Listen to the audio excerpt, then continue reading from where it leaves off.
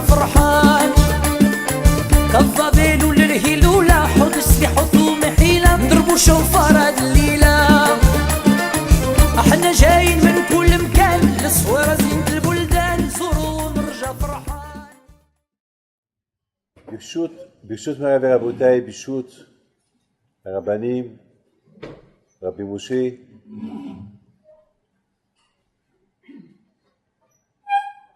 c'était pas prévu que je sois là aujourd'hui avec vous,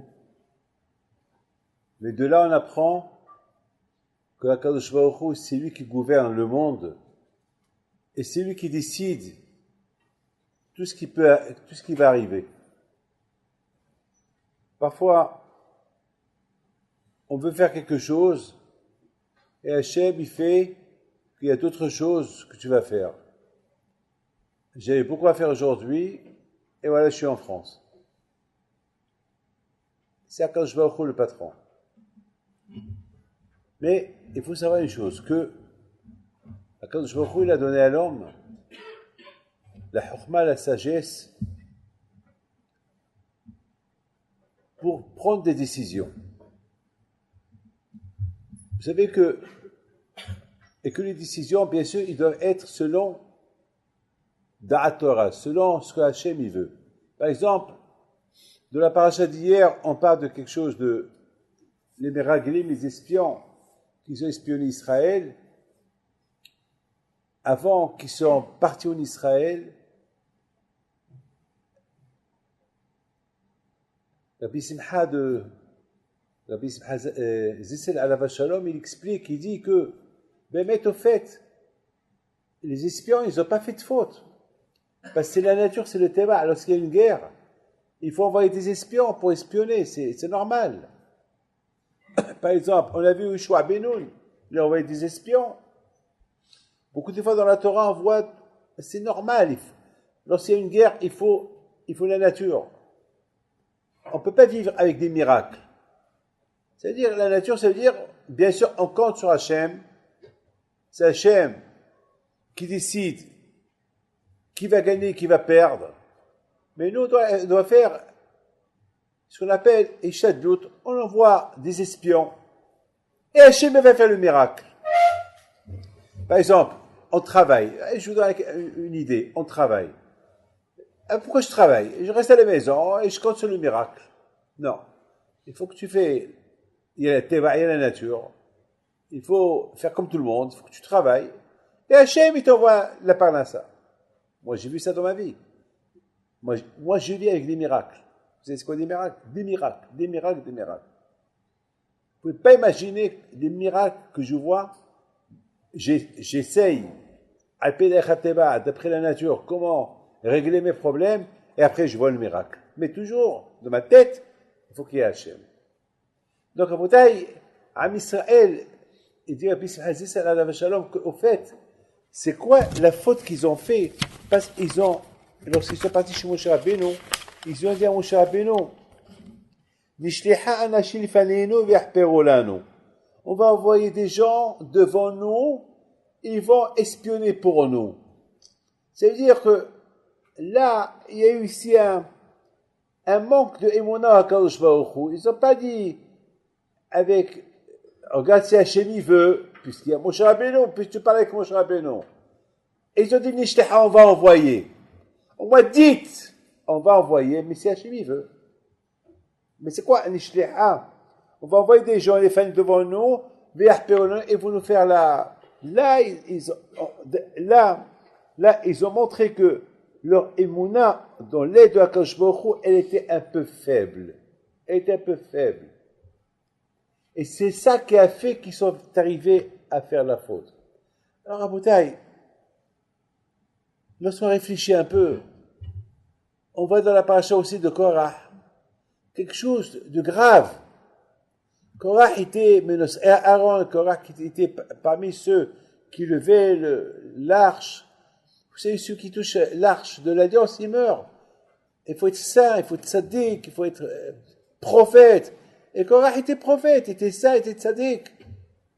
À tel point que c'est impossible d'imaginer que Korah est arrivé à faire une révolution contre Moshe Rabbeinu. contre Aaron, il a fait révolter tout le monde contre... Qu'est-ce qui s'est passé?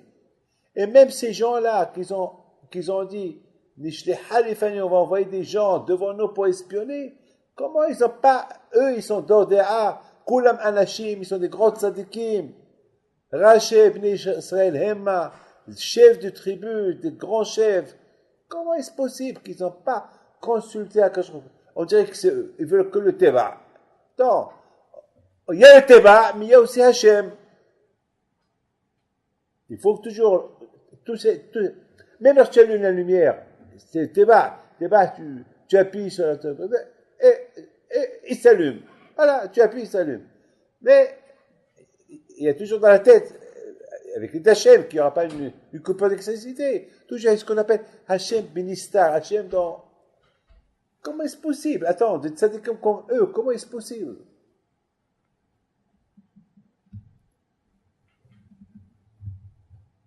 Hier, j'ai raconté une histoire qui s'est passée ici à Paris. L'histoire, je ne sais pas si je vous l'ai racontée ou pas. Ça s'est passé là-bas au 9 rue du Plateau, il y a quelques années. Il y a une femme qui vient me voir avec son fils qui était dans un accident de voiture et que le pauvre est devenu paralysé. Et elle l'a emmené dans une chaise roulante. Et la pauvre, elle dit, je ne viens pas demander un miracle, et que Hachem me donne le corps, la force pour s'occuper de lui parce que son père il m'a abandonné. Parce que son père il a vu que il y a trop de travail, donc il m'a abandonné. J'ai eu de la peine pour elle. Dans ma tête, je pense, quel bracha je vais lui faire? Quel bracha? Aïe, aïe, aïe, que Rabbi Himpido n'est pas là. Aïe, aïe, que Bishma Wayahay n'est pas là. Aïe, aïe, aïe, que Rabbi Hashim Tov n'est pas là. Peut-être eux, nous, on est loin de tout ça. Puis je lui dis, madame, vous savez, je vais vous raconter une histoire. Et peut-être cette histoire-là va vous donner un peu de courage. Et je vais raconter l'histoire de la Gemara. Une fois, Rabbi Hana est parti visiter Rabbi El-Hazar. Il était malade, il était sur un lit. Et Rabbi El-Hazar, il voit Rabbi Hana arriver, et il lui dit, il fait signe, il dit, tu m'excuses, je ne peux pas me lever devant toi, je suis paralysé, je suis malade. Alors, il lui dit, Rabbi Hanan, Rabbi El-Hazar, ça fait de la peine de te voir comme ça malade. Ta place est au Beth Midrash. Ta place n'est pas ici, là, au lit. On a besoin de toi. Hablan yadar, donne-moi tes mains, lève-toi. Donne-moi tes mains. Il lui a dit, donne-moi tes mains. Les tzadikim avant, toujours comme ça, il faisait guérir les gens. Donne-moi tes mains, lève-toi. C'est-à-dire, c'est quoi le secret de donne-moi tes mains et lève-toi? C'est ça que j'ai pensé. Celui qui dit donne-moi tes mains et lève-toi, ça veut dire que, étant donné que moi je suis en bonne santé, alors je transmets ma santé à celui-là qui est malade et je dis, lève-toi comme moi. Comme moi je suis debout, toi aussi tu vas être debout. Comme ça j'ai expliqué. Hablan yadar. Et Rabbi El-Hazar, il lui donne ses mains et Rabbi Hanan, il le fait lever. Il y a beaucoup de fois, la Gemara raconte des histoires comme ça. Alors j'ai dit à cette madame, tu vois cette histoire-là, c'est bien de la raconter chaque jour à ton fils. Et chaque fois que tu la racontes, alors dis-lui, donne-moi tes mains. Elle me regarde. Elle me regarde. Elle me dit, je vous promets, je vais le faire. C'est-à-dire, au fait, je sais pas moi, elle aurait pu ne pas m'écouter, mais elle a écouté. Quelques années plus tard, je ne peux pas vous dire combien d'années, mais quelques temps plus tard, je vois une femme avec un homme, ils arrivent chez moi au bureau. Elle me dit, vous vous rappelez de moi? Je lui dis, non madame. Vous vous rappelez une fois que je suis venu chez vous avec un garçon, il y a 3 ans, il était sur une chaise roulante, et vous m'avez raconté une histoire de Rabbi. Sa tête n'était pas couverte, hein. C'est pas une religieuse. Je ne parle pas ici d'une rabbinite. Je parle d'une femme simple. Pour vous dire que l'émouna, ce n'est pas donné uniquement à à des tzadikim, hein. L'émouna, c'est tout le monde. Chacun, il se route comment il a la émouna au Kadosh Baruch Hu. Elle me dit, vous m'avez raconté l'histoire de Rabbi Yochanan, comme ça me raconte, on dirait qu'elle connaît. Bien sûr, pendant 3 ans, elle répétait cette histoire chaque jour. Alors, elle me dit, et Rabbi Yochanan, et comment ça s'appelle, Rabbi Elazar, vous vous rappelez, elle a commencé à me rappeler toute l'histoire, et moi, je l'ai laissé me raconter. Et à la fin, elle lui dit, Havlan Yada, comme ça, on targoum, comme ça, elle me raconte. J'ai fait un sourire. Tu l'as dit comme ça. Chaque fois, alors, il me dit, jusqu'à la semaine dernière, 3 ans, je lui raconte cette histoire. 3 ans, je lui dis, donne-moi tes mains. Jusqu'à qu'il y a la semaine dernière, enfin, je parle il y a quelque temps. Je vous dis la semaine dernière, ça veut dire, le temps qu'elle m'a raconté l'histoire, elle me disait, et la semaine dernière, je commençais à lui raconter l'histoire, il s'est énervé sur moi. Tout ce qu'il y avait autour, il l'a jeté sur moi. Il me dit, maman, si tu continues à me raconter cette histoire, je t'étrangle, je te tue. Toi et ton Rabbi Hanan, toi et ton Belazar, toi et ton Hablan Yadar, toi et ton d'autres trucs. Il a commencé à l'insulter, il a commencé à jeter. Je lui dis, mon fils, il ne voulait rien savoir. Je lui ai dit, mais j'ai promis au rabbin de te raconter cette histoire chaque jour. Peut-être un jour tu vas te lever. Il a dit, maman, tu approches, tu auras affaire à moi. Je te tue, je t'étrangle.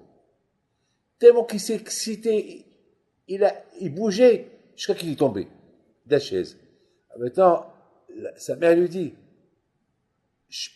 tu peux pas te lever toute seule, il faut que je t'aide. Il faut que je t'aide. Je dis, bon, aide-moi, mais ça suffit cette histoire. Elle approche et elle lui dit, alors, Hablan Yadar. Elle est belle, hein. Et le temps qu'il s'énerve, il se lève. S'il vous plaît. Il se lève. Il se lève. Alors, lorsque vous entendez cette histoire-là, je les regarde tous les deux. Je dis à cette femme, tu vois, les monas que tu as, moi je t'ai raconté une histoire, et toi tu as fait de cette histoire un mat'amim. Toi de cette histoire tu as fait un repas. Et voilà, ça paye. La même histoire, elle s'est passée à Ashdod il y a un mois. On a un avrer.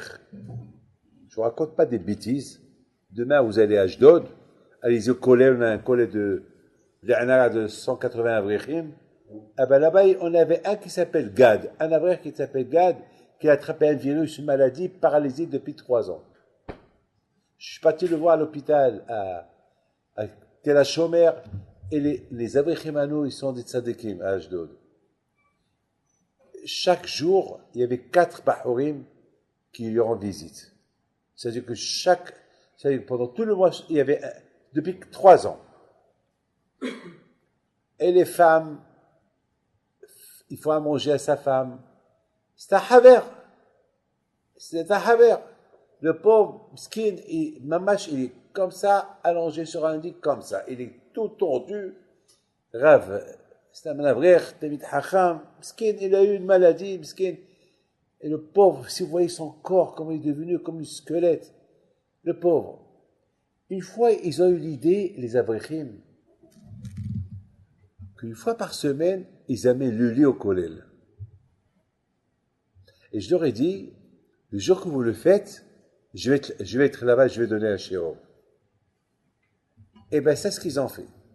Il y a à peu près 1 mois et demi ou 2 mois, ils m'ont appelé, ils m'ont dit, Rabbi David, voilà, aujourd'hui, c'est le premier jour qui vient. On l'amène dans le lit. 1 jour par semaine. Ou un qui écoute la Torah. Et à partir de ce jour-là, une fois par semaine, on l'amène, j'étais là-bas, j'ai donné un cours, et un jour, il a commencé à bouger. Mais ça ne comprend rien. Aujourd'hui, il est debout. Allez-y à Jod, je ne vous raconte pas des bêtises. Le kouah de la Torah. Et le kouah ahdout des avrechim. pour que leur copain y guérit. Malheureusement, il bouge avec le truc là, comment vous appelez ça? Il a quelque chose pour... Mais il marche. Mais il marche. La Torah, avec les mains avec lesquelles on prend un livre de Torah, on peut arriver à dire à quelqu'un, Hablan Yadar, c'est pas ma main qui te donne, c'est pas ma main que je te tends, c'est la Torah que je te tends. Et le courage de la Torah, c'est de te donner la réfoua. Bon, Hachem, voilà, et la semaine dernière, je l'ai revu, mais chaque fois, chaque semaine que je vais à Ashdod pour donner un cours de Torah, il est là, il vient écouter. Raboutaï, je vous raconte des histoires comme ça, et du coup, je commence à penser, mais comment Korah? Tout ce que je vous raconte, mais comment Korah? Il a été moins que bien que cette femme, que ces Avrichim, alors que ces Avrichim, ce ne sont pas des prophètes. Voilà où ils sont arrivés. Et comment Korah, il a fait une révolution contre le bon Dieu, contre Moshe Rabbeinu. Et je crois on l'appelait Racha. Hier j'ai versé des larmes, hier, à Minha. J'ai eu de la peine. Alors, je vois Korah, il dit à Moshe Rabbeinu, Ki kol aïda kiddushim, ubtucham Hashem, velama titnas'u akal Hashem. Vous vous rendez compte, avec qui il parle? Il parle à Moshe Rabbeinu. Lui dit, mais c'est quoi cette gave à toi, Moshe? Kol aïda kiddushim, toute l'assemblée, ils sont saints. Toute l'assemblée, sauf toi. Il pointe sur lui. Sauf toi. Toi, tu n'es pas saint. Et tout le monde, Uptocham Hashem, tous ces juifs-là que tu vois à Moshe, il y a Hashem en eux, parce qu'on dit, Hashem, il réside dans chacun. C'est quand Hashem, il réside dans chacun de nous, sauf toi. Comme ça, il parle à Moshe. Attends, il y a quelque chose qui ne va pas là. Ne croyez pas que Korah, c'est un fou. Il n'est pas fou. Il a cru qu'il a raison. Boah Heshvon. Lorsqu'on ne pense pas assez, beaucoup de fois on croit qu'on a raison, on n'a pas raison. Je dois parole d'honneur et Hachem les témoins. Aujourd'hui, je cherche quelqu'un à qui j'ai fait honte, lui demander pardon. Un pauvre qui est venu à Ra'anana, et j'ai pas aimé la façon qu'il a parlé, parce qu'on était en train de prier, et lui, il vient, il dérange un peu les gens qui sont en train de prier. Je dis, attends, si tu feras ça à ton rébé?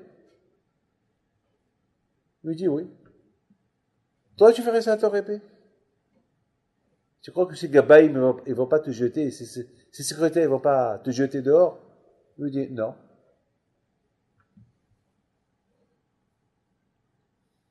Je dis, alors chez moi, on ne fait pas ça.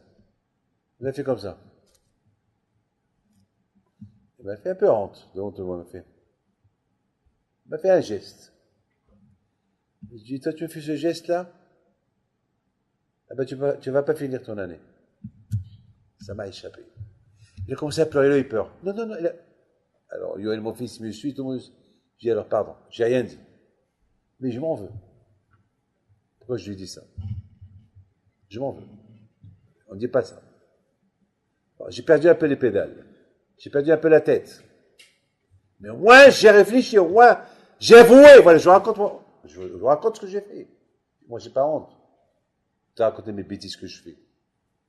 Je préfère vous la raconter et que j'ai honte que ne pas raconter et j'aurai honte plus tard. Alors, je pense à Rabbi Akiva Iger. Lorsque quelqu'un lui dit, tu sais, Rabbi, j'ai un hidouche que j'ai écouté du Gaon de Vilna. Vous savez qu'est-ce que c'est Rabbi Akiva Iger? Il dit, attends. Il va, il met ses vêtements de Shabbat. Il dit, mais toi, tu peux parler. Mais pourquoi tu as changé tes vêtements? Pour écouter les paroles du Gaon de Vilna, il faut mettre les vêtements de Shabbat. C'est de la folie. C'est de la folie. Ça donne à réfléchir. Ça veut dire, à Moutaï, que on peut être très grand, très très grand. on va s'habituer à notre grandeur, et à tel point qu'on va croire qu'il n'y a aucun qui peut nous matcher, aucun qui peut être à notre niveau. Et c'est ça, Rabotai Korach. Korach réfléchit un peu. Ce qui s'est passé. Il dit, Vaikar Korach, Korach, il s'est éloigné, tout seul, solo, lui seul. C'est-à-dire, il n'y a aucun comme moi. Je suis super. Je suis Superman. C'est tout. C'est moi. Mais réfléchis. Il y a quelqu'un qui est au-delà de toi. Il y a Moshe Rabbeinu. Il y a Aaron HaKohen. Il y a d'autres. Les Meraglim, les espions d'eux-mêmes. Ils étaient des grands tzadikim. Mais réfléchissez un peu ce qui sort de votre bouche. Beaucoup de fois, une parole, une fois que la parole elle sort de la bouche, c'est fini. Vous savez, Rabotai, ce qui sort de la bouche ne peut plus rentrer dans la bouche. Celui qui vomit, est-ce qu'il peut reprendre sans manger? Non. Lorsqu'on mange quelque chose, on l'avale et ça reste. Mais lorsque ça sort, elle ne peut plus rentrer, c'est fini. Vous savez, Rabotai, j'ai vu une question, écoutez bien cette question-là. Kol yom, bat kol yotzet me'achorev, kol yom vayom, comme ça il dit la Gemara, kol yom vayom, bat kol yotzet me'achorev, ve'omeret, oy lahem la biriot me'elbona shetorah. Chaque jour et jour, il y a la voix du ciel, elle sort de la montagne du Sinaï, elle dit, malheur à la pauvre la Torah, la honte que la Torah ait subie. Alors, à Bouteille, il y a un Rav qui pose des questions. Il dit, pourquoi la Gemara dit, Kol yom vayom, chaque jour et jour. Pourquoi chaque jour et jour? Chaque jour, une voix de Sinaï sort et dit, Olay la me'albona shetorah. Pourquoi chaque jour et jour? Et quelle honte la Torah est là? Et pourquoi il doit sortir du mont Sinaï?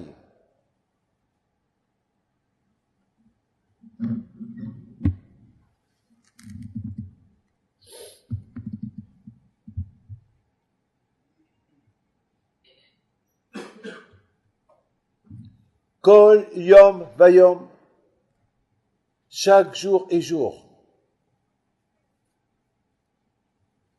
Je vous en prie, écoutez bien ça. C'est quoi chaque jour et jour? Lorsque je dis chaque jour et jour, c'est aujourd'hui et demain. Beaucoup de fois à Bretagne, on ne pense pas à demain. Je vais faire des missions aujourd'hui, je vais étudier aujourd'hui.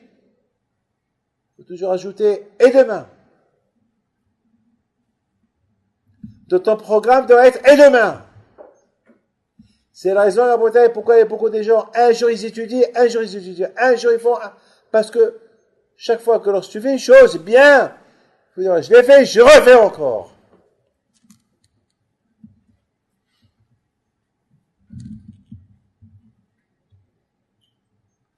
C'est la raison, Rabotai, pourquoi Har Sinaï il a honte. Pourquoi Har Sinaï il a honte? La Torah qui a été donnée à Har Sinaï il a honte. Et on nous rappelle à Har Sinaï, pourquoi? Parce que c'est écrit dans la paracha de la semaine dernière, que lorsque les Juifs, on leur a dit, maintenant on va quitter Har Sinaï, le Midrash il dit, ils se sont sauvés de Har Sinaï comme un enfant qui se sauve de l'école. Dès que l'enfant il entend la récréation, il ferme son livre, il se lève, il se sauve.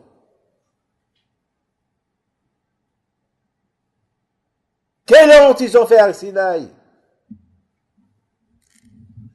À Har Sinaï, ils sont devenus des hommes. À Har Sinaï, ils ont entendu la voix d'Hachem. À Har Sinaï, ils ont ils ont construit le Mishkan.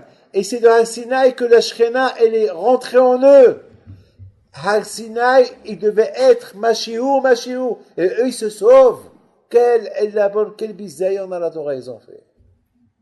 Quel bisayon ils ont fait la Torah. Ils se sont sauvés comme des enfants. Ils ont eu peur qu'on leur ajoute encore des mitzvot. Et alors, il y a 613. Et si on vous ajoute encore 10, ma baya, encore 100, ma yesh. Ah, déjà, ça veut dire que même si 613 là que Dieu a dans les mains, tu n'es pas content avec. C'est grave, ça. Quel bisayon dans la Torah. Ça veut dire que maintenant la Torah est subie des conséquences. Vous vous sauvez parce que vous ne voulez pas qu'on vous ajoute. Ça veut dire que déjà ce qu'il y a dans... Parce que quelqu'un qui lit les mitzvot et la Torah, il veut qu'on lui ajoute. Mais vous ne voulez pas qu'on vous ajoute, ça veut dire quoi? Ça veut dire que ce que vous avez dans les mains, vous n'êtes pas heureux. Rabotai, lorsqu'on fait le Har Sinai, il nous rappelle pourquoi le juif est arrivé à faire bisayon dans la Torah. Parce qu'il n'y a pas Yom Vayom, parce qu'il n'y a pas aujourd'hui et demain. Il y a peut-être aujourd'hui, ou il y a après-demain, ou il y a dans un mois, il y a une femme. Alors j'ai donné le cours des femmes hier. Il y avait une femme que je sais que toujours son mari, il vient me voir, le pauvre me dit, sa femme, elle va pas au mikvé, il a un problème. Alors hier, j'ai inséré un peu dans le cours Tarat Mishpaha et je l'ai regardé. À un moment donné, elle a fait comme ça, mais pas en sa direction, en une autre direction. Pour qu'elle l'entend et me regarde. Je veux qu'elle m'a regardé. Qu'est-ce qu'elle me dit? Lorsqu'elle sortait, et j'ai rencontré son mari. Elle me dit, son mari, Rabbi David, vous avez fait allusion à ma femme? Je dis oui. Elle dit, elle m'a dit tout à l'heure, je t'attends à la maison.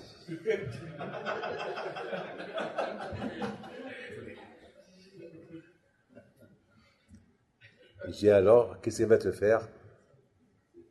Des cris, des bagarres.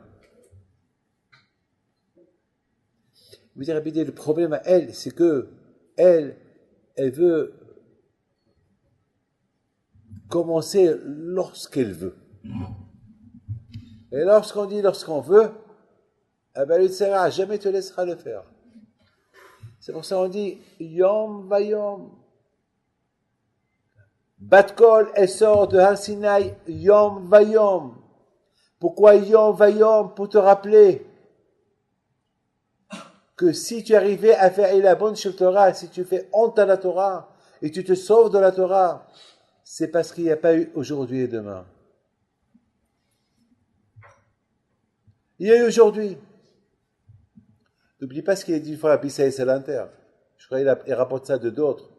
Que Misha Ozevoti Yom Ezbonu Yomaim. Azaptoti Yomaim, ceux qui t'achèvent un jour, Hachem le quitte 2 jours. Ceux qui t'achèvent 2 jours, Akash te quitte 4 jours.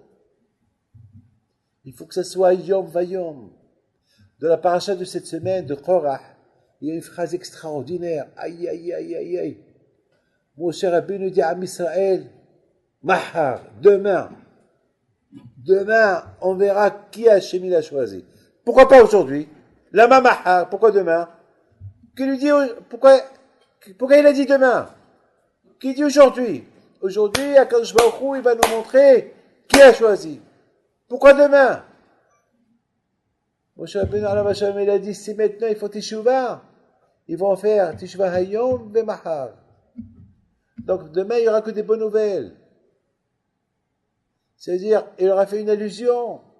Mahar. Mais pour qu'il y ait un Mahar en votre faveur, il faut qu'il y ait aujourd'hui. Mais s'il n'y a qu'aujourd'hui, il n'y a pas demain, c'est fini pour vous.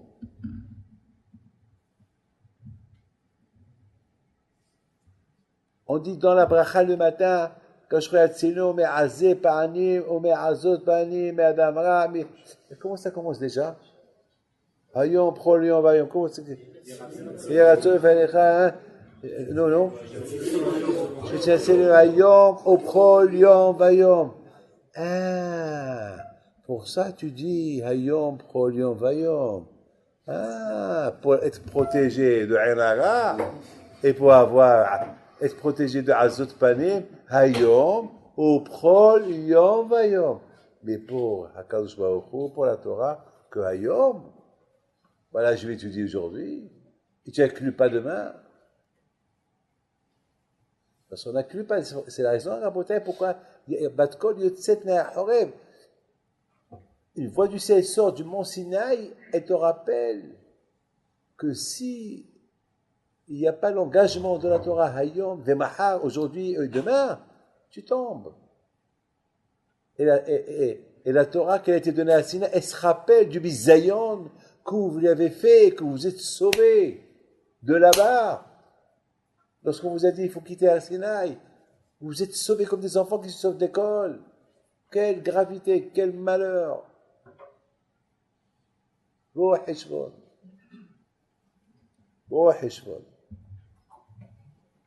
voudrais vous raconter une petite histoire. C'est un grand rave. Il raconte qu'une fois, ils sont venus chercher pour aller à la yeshiva, et il est rentré dans la voiture, alors il a commencé à parler avec celui qui le conduisait, il parlait les deux sur la soubia dont il va parler, la Gemara. Et il a oublié de mettre la ceinture de sécurité. La police les arrête. Oui, ceinture. Ken. Sodek. Bon, vous savez que, il lui dit, vous savez, il y a une condamnation. Vous êtes condamné. Alors, le rabbin dit au policier, c'est passé en Israël. Il lui dit, je peux vous poser une question? Il lui dit oui. C'est bien parce que je n'ai pas attaché, on doit payer cette punition, cette amende. Il dit oui. Dites-moi, tu mets tefilin, tu attaches tes mains avec tefilin. Alors le monsieur lui dit, bon, je ne suis pas très religieux, mais de temps en temps, oui. Alors il dit, tu te rends compte, parce que je n'ai pas attaché, tu me punis. Tu ne penses pas un jour à toi que le bon Dieu va te punir parce que tu ne mets pas de filet, ou que tu n'attaches pas tes mains? Bon, il lui dit, écoute, on ne pose pas de questions, allez. Non, mais toi tu payes, mais il était un peu gêné le policier. Ah, maintenant, après, le rabbin lui dit, maintenant, bon, ça va, j'accepte l'amende, j'accepte tout. Mais je peux vous poser une question? Il lui dit oui. Quoi d'autre? Il lui dit, tu sais, moi, je suis le Rosh Yeshiva, de tel et tel Yeshiva. Et moi, toujours je fais attention, et je sais conduire en plus. J'ai une voiture. Et toujours je fais attention à la conduite. Je m'arrête lorsqu'il faut s'arrêter, je démarre lorsqu'il faut démarrer. Jamais j'ai brûlé le feu rouge, d'ailleurs vous pouvez voir les rapports sur moi, jamais j'ai fait de bêtises. Et en plus, avant que j'arrive au feu rouge, déjà je commence à ralentir. Et je fais attention, je m'arrête à Kopanim. Je lui dis, alors toutes ces bonnes choses de ma conduite que j'ai fait jusqu'à maintenant, ça ne peut pas me couvrir, parce que maintenant je n'ai pas mis la ceinture de sécurité. J'étais bien jusqu'à maintenant à 100%, il n'y a que ça. Mais j'ai oublié, parce que je prépare le shéo. Alors le police lui dit, ah ben, vous êtes rabbin? Oui. Non, vous êtes Rosh Yeshiva. Waouh. Très bien. Ah ben, sachez une chose. Tu peux être un bon driver, un bon conducteur. Tu peux être ceci, tu peux être cela, tu peux être cela, tu peux être... Mais n'oublie pas, Hok, c'est Hok. Il y a une loi. Et la loi, c'est la loi. La loi, c'est qu'il faut mettre la ceinture de sécurité. Donc, c'est pas parce que toute ta vie, tu as bien conduit, jamais tu as fait de bêtises que ça va te couvrir pour une fois que tu n'as pas mis la ceinture de sécurité. Alors, Rabbi dit, waouh, super. Ça veut dire que chaque chose, rien ne peut couvrir l'autre. Alors, même lorsqu'on met tefilin, on ne peut pas dire un jour je mets pas. Parce que c'est pas le jour que tu mets tefilin, ça va te couvrir pour le jour que tu mets pas tefilin. Merci, merci, monsieur le policier. Le policier le regarde. Il dit, bon, on a appris quelque chose des deux. Hein. Toi, j'ai appris de ton côté, moi, j'ai appris de mon côté. L'histoire, elle est comme ça. Après, vous lisez, vous écoutez cette belle histoire-là. Moussard, extraordinaire. Pour arriver à cela, il faut réfléchir. On a beau être Korah, prophète, tout ce que vous voulez, mais s'il ne réfléchit pas bien, s'il ne fait pas un bilan, et ça vaut la peine, ça vaut la peine. Elle est super, la femme de On Ben Pellet. Elle est extraordinaire, cette femme. Elle dit à son mari, mais qu'est-ce que tu fais? Pourquoi tu vas aller au rendez-vous avec Korah? Elle dit, mais j'ai promis. Il a dit, mais qu'est-ce que tu vas gagner? Si lui il gagne, toi tu gagnes quoi? Et si lui il perd, tu perds encore plus.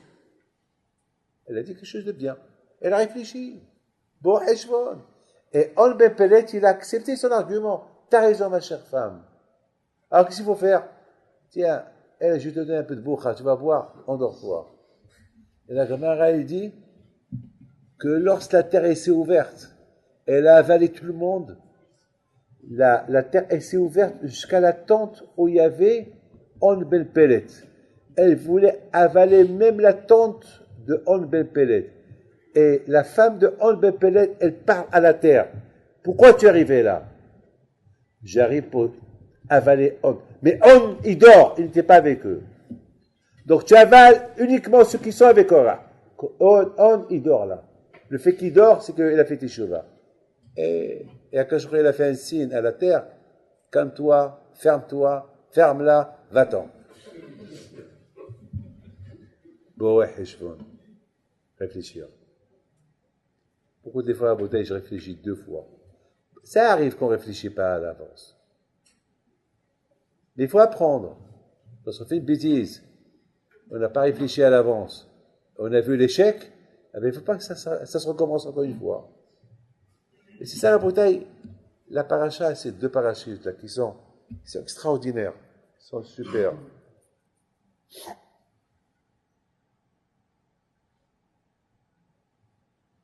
Bon, on se décompte à la bouteille. À Horev, toute la Torah a été donnée à Horev. La Shemitah, le Yovel, Dvaim Sheben Adam le Havero, Dvaim Sheben Adam le Makom, toute la Torah a été donnée à Horev. Se sauver de Horev comme des enfants, ça veut dire qu'ils dénigrent tout ce qu'ils ont reçu là-bas. C'est une grande aberra. Je m'excuse de vous dire une phrase. Il y avait quelqu'un qui est venu chez moi. Quelqu'un, je ne peux pas vous dire d'où, mais pas de la France. D'en dehors. Et il a été chez nous au collège, longtemps. Et après, bon, il est parti à notre collège, il est devenu au Shiba, il est devenu un homme important. Et je le rencontre. Il me fait la tête. Nadine, le mot, il me fait la tête. Je dis, il me fait la tête.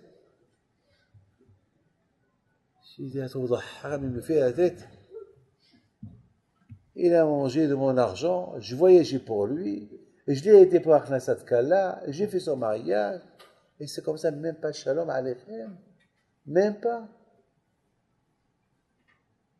C'est à un moment donné, à bouteille, si celui-là, je le laisse, moi je ne veux pas le laisser.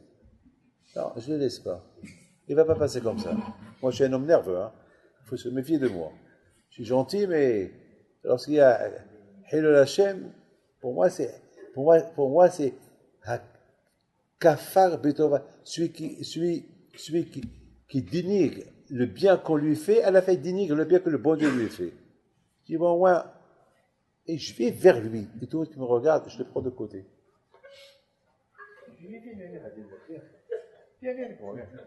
Il a eu peur. Je lui dis, c'est toi tel et tel, tu étais chez nous à Ashdod, Ken, vous êtes Matar, qu'est-ce que je veux dire? עכשיו אני ראש ישיבה, un temps ashkénaze. Dis moi que tu es sfaradi, toi tu es marocain. Dis la vérité. Ne me dis pas Rosh Yeshiva. Dis Rosh Yeshiva. Il a vu que j'étais...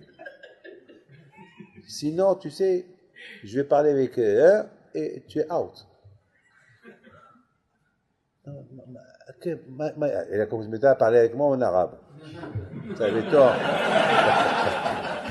C'est plus l'Yiddish, c'est plus réfléchi, maintenant presque l'arabe. Je lui dis, tu te rappelles de moi? Badaï, badaï. Ain shalom alaychem. Il n'y a pas de shalom alaychem. Il n'y a pas wallo.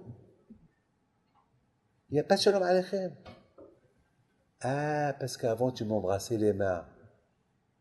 Là, mais qui t'a donc demandé d'embrasser les mains?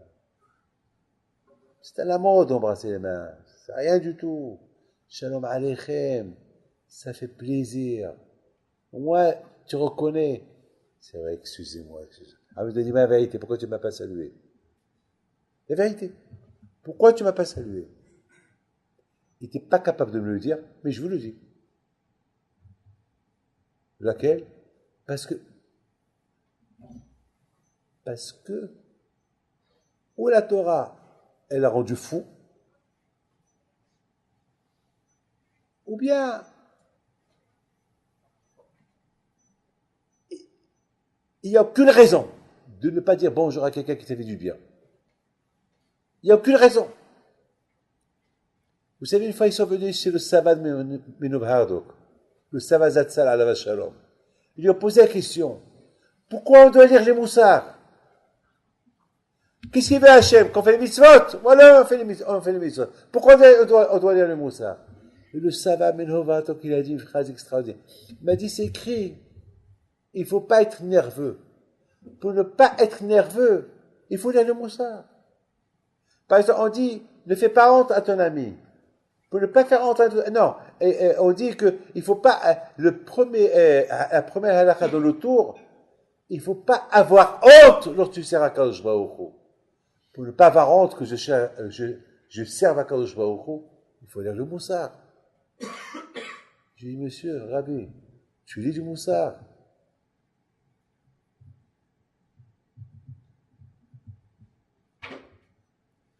Korach, il ne lisait pas le moussard. Les Meraglim, il ne lisait pas le moussard.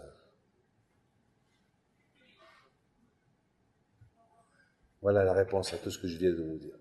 Le moussard, il vous donne, il vous met de le bon chemin.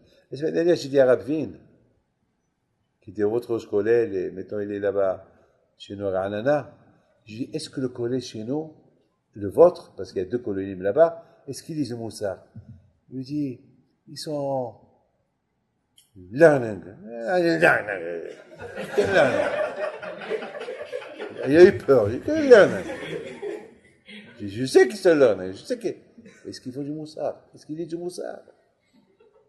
Il dit, à partir de maintenant, 1/4 d'heure de moussard chaque jour. Sinon, j'ai pas besoin d'eux. Parce que je ne veux pas que la Torah ait Eretz. Rabbeinu Alav Shalom, Rabbeinu Gershon Livman, Alav Shalom, il a dit une belle phrase, je termine. Il a une très belle phrase. Il a dit, lorsque chez nous, comme ça, lui toujours il parle comme ça, lorsque chez nous, on voit que notre matzav de Hachamaim, il n'est pas bien, on voit notre situation de la crainte de Dieu, elle n'est pas bien, qu'est-ce qu'on fait? On va avec un moussard, le mitbonénim. On va à une chambre quelque part, dans le Yahar, dans la forêt, et on lit un peu de moussard. On se corrige. Ici, il n'y a pas de moussard. La bataille Korah, regardez, était prophète, il était, et parce que il n'avait pas Shema, béni, moussard, avicha. Regardez la bataille Rashi. Rashi dit, les Shaim Halal, il parle des explorateurs, il parle d'eux, il dit, ces Shaim, ils ont vu Myriam, qu'elle a eu la lèpre parce qu'elle a parlé la Shonara sur Moshe, Velo Lamdo. Ça veut dire qu'il y avait le Moussar. Le Lamdo Moussar. Ils n'ont pas lu Madrigata Adam, ils n'ont pas lu Hot Sadikim, ils n'ont pas lu ce. Et voilà, la fin, voilà ce qu'ils ont fait. pour grandir, il faut du moussar. Moi, jamais je vais dormir sans que j'ai des histoires de tzadikim. Ou je pense à quelque chose. Et c'est normal. Voilà, Rabotai. Akash Baruch Hu, il vous donne à vous tous, bracha, v'atzlacha, b'riut, v'et Hashem, et beaucoup de chance, génération, mazal, alot, v'torah, v'rat shamayim, génération, b'zchut, b'chilpidu, alav shalom, tagel ba'atchem, et que vous soyez tous des Talmidei Chachamim. Baruch Hashem, Rabbi Moshe, il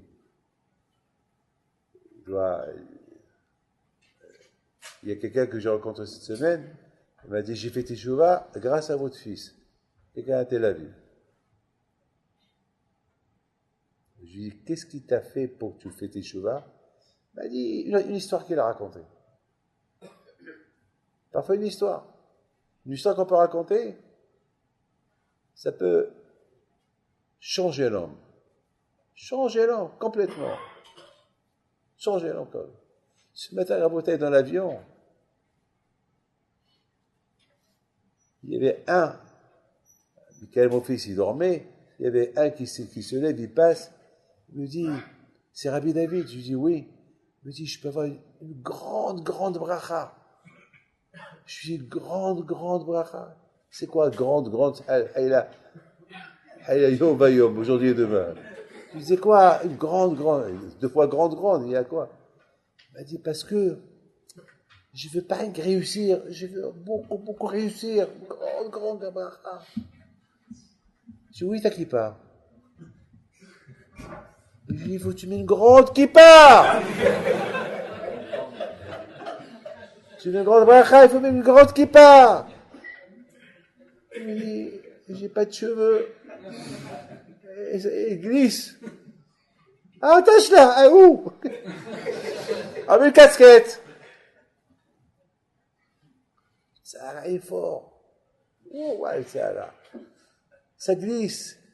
Il est chauve, c'est vrai, il était chauve. Il n'y a pas. Au départ, je lui dis, avec une pince, mais où? La pince, il faut la coudre. Il y a une casquette. Bon, on réfléchit un peu. Pourquoi des fois on ne réfléchit pas? Alors, toujours on croit qu'on a raison. Si on ne réfléchit pas, on ne va jamais découvrir nos bêtises, nos fautes. On croit toujours qu'on a la raison.